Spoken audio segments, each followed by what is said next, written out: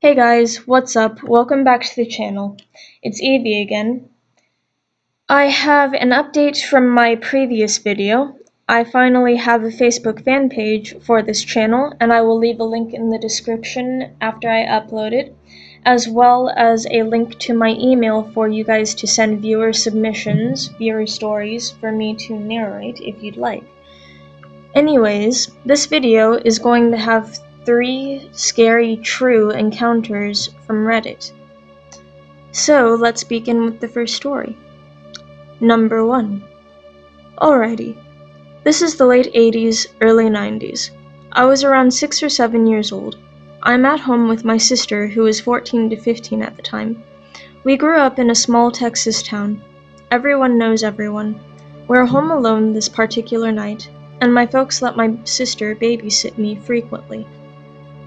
We always got along due to our age gap. Anyway, it's about 8 p.m. in the winter. Deserts get pretty damn cold. So it is dark and we are in the common room, since that is where the TV was, watching 60 Minutes or 48 Hours or Hard Copy or some shit. Those 1-hour news pieces on CBS that chronicle large crimes in depth. Trafficking, murders, kidnappings, and the like. Basically a gritty Lifetime special. This one was a typical story. Guy next door that was quiet went on a rampage in his next door neighbor's house, mutilating them and kidnapping their young daughter. Well, the thing about our house common room is the door leading to the backyard was a large glass door on a wall of floor-to-ceiling windows. Nothing but blackness beyond it, unless you have the back light on. We did not. The front door is on the other side of the room, with a small entryway. This is a solid door, so you cannot see what is beyond it, with a glass storm door on the outside of it. About 45 minutes into the show, they are talking about the ongoing manhunt for this crazy guy, and BAM! BAM! BAM! Front door bangs like crazy. We jump the fuck up and scream like banshees. Dead silence now. The only lights on in the house are the kitchen down the hall from the common room we were in, and the light from the TV. We start thinking something on the porch. We had some planters and a rocking chair out there. Had simply blown against the door. This was West Texas.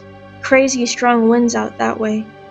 Well, a minute or two of silence and us holding each other post-adrenaline overdose passes.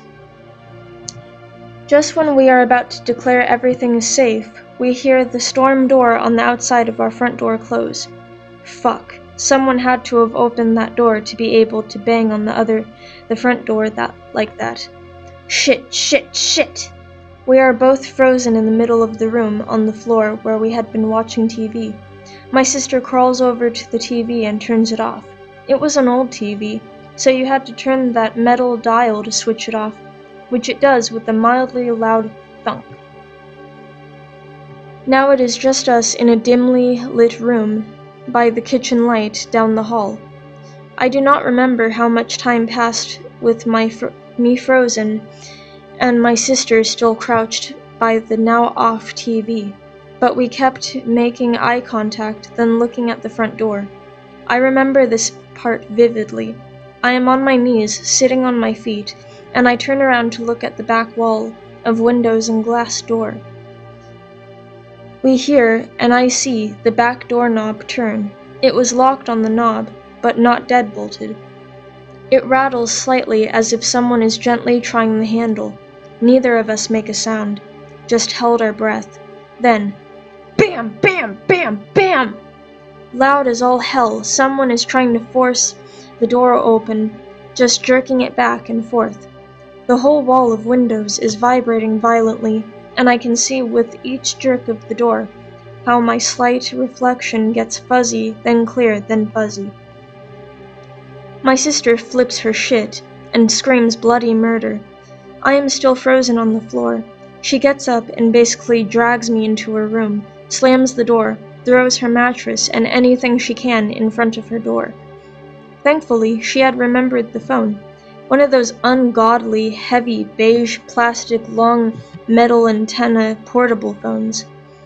We still had to direct dial the sheriff there, and in her panic didn't remember the number. She just hit redial on the phone. It was one of her friends, and she told them in broken gasps that someone is trying to get into our house and needs to get there right fucking now. The profanity sticks out here more than anything else. Who knows, young brain. I am curled up on the floor and cannot stop shaking. We don't hear anything else until we see the headlights of my sister's friend and her parents driving up to the house. We never did find out who was at the door or why. There were no signs of anything happening, but a couple of scuff marks on the bottom of the back door that we could not remember if they were there beforehand or not. Nothing like that has ever happened to me or her since, but for damn sure we never forget to lock a door after that. Number 2. I'm a girl and I live in a pretty big old house with 5 Navy guys. My room is by itself out in the detached garage. So one night, I'm sleeping out there, and in my dream, I assume, I'm hearing this loud rattling noise. I slowly start waking up, and I feel pretty out of it. I open my eyes and look around, and the noise continues. The door is about 3 feet from the end of my bed, and the doorknob is rattling like crazy. It almost sounds like someone is pounding on it, but I can't tell if it's someone knocking or someone just trying to open it. At this point, I realize I'm really awake and this is not a dream. Even my lab, who never wakes up during the night, is up and staring at the door. I often used to forget to lock my door because we live in what seems like a pretty quiet neighborhood. But thankfully, I'd begun deadbolting it more regularly, maybe like a week before. Probably due to something I read on Reddit. I don't remember. I'm terrified. I always hoped I'd be one of those people who responded better in a situation like this, but I was not. The door is still rattling, and I can see the motion light is on and shining through the window in my closet. All my blinds are closed. I am near tears, and I throw the blanket over my head and wait to die. I have literally nothing in my room that I could defend myself with, except a flashlight, which I am holding on to tightly. I am paralyzed with fear, and just sit there as silently as I can, curled up in the fetal position with my metal flashlight. A minute later, the noise stops, and I finally am able to move. I have a weird closet with a window at the top and a big bench, so I crawl in there, climb up on the bench, and poke my head up. A few seconds after that, the motion light goes out. I'd missed whatever was going on. I run back to my room, to my bed, and begin thinking logically. I live with 5 guys. They often have people over late at night after going out downtown. I look at my watch, and it's 2:30, about the time they'd get home from bar closing. Maybe someone was very intoxicated and just being stupid, right? So I text all my roommates, trying not to make a big deal of it and sound silly. Hey guys, are you up? Do you have people over? Someone was just outside my door trying to get in. I assume someone must be drunk or something. Ha, kinda creepy. Less than 2 minutes after that, I hear the back door to the main house swing open. I hear whistling and banging, and my roommates are running around the backyard with baseball bats. Thankfully, one of them is a light sleeper, and he woke up and got another guy up. I open the door, run inside with my dog, and don't go to sleep again that night. My roommates spent the next couple hours patrolling the house and watching out the windows. We never saw anyone, but they did find a pack of cigarettes lying in our backyard along with a bag of Hardee's or something like that. More than likely, it was just someone trying to rob us. And because there were 6 cars in the driveway, they decided to go for the garage, where they probably assumed no one was, and not the house where they'd probably get themselves killed.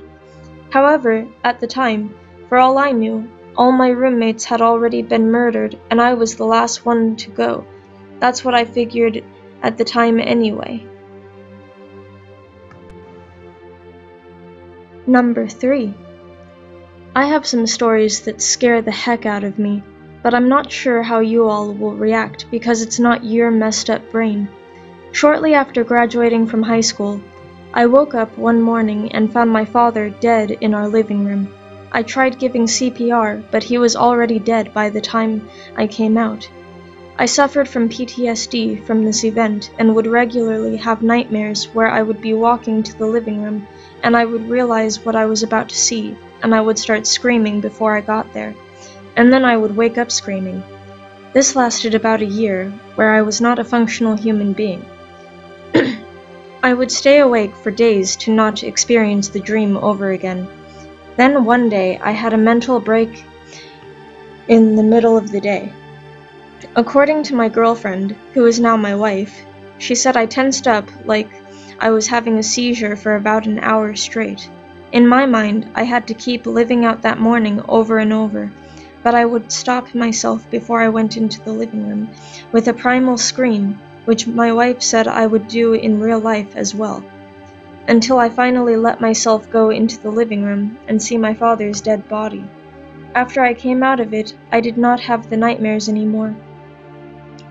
Flash forward to 2005. I joined the army and am in Iraq. I was leading a convoy and we had intel that terrorists were sending children out in front of the convoys to get them to stop and ambush them. As I'm driving, a kid runs out about 300 meters in front of my vehicle and I froze. We had orders to run over anyone in our way, and I was dreading having to make this decision. My truck chief is screaming at me to floor it, so I do, and the kid dodges out of the way at the last second. When we get to the next FOB, I got to get some sleep, but I'm disturbed about the moral choices I had made that day. As I fall asleep, I have a nightmare that I'm driving again and the kid jumps out in front of me. This time, I run him over, but then stop feeling the horror of what I did. I go to check the body, and as I go around to the back of the truck, I get that same dread I used to. Somehow, in my mind, I remember my old nightmares and assure myself it's not the same. As I get around the truck, I see my father's dead body, and I go straight into my primal screaming again, only to wake up screaming and running.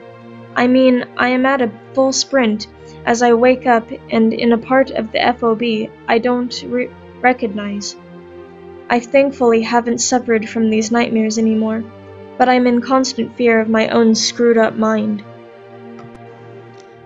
Hey guys, thanks for listening. If you enjoyed the video, please like, subscribe, and leave a comment below. And as I said before, I will be leaving a link in the description for my Facebook fan page so you can leave a like there. And then I will be also leaving a link for my email account so you can send me more viewer subscriptions if you want me to narrate some of your stories. But anyway, keep on the lookout for more content as I will be uploading rather soon. Thanks for watching. Stay scared.